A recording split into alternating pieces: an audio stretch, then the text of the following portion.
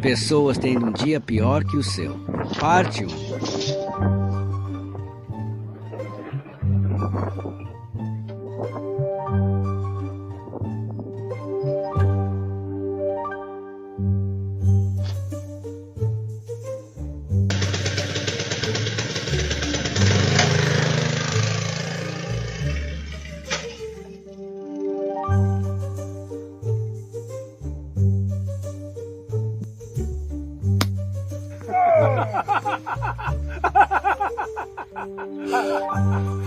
Step 1 foot back.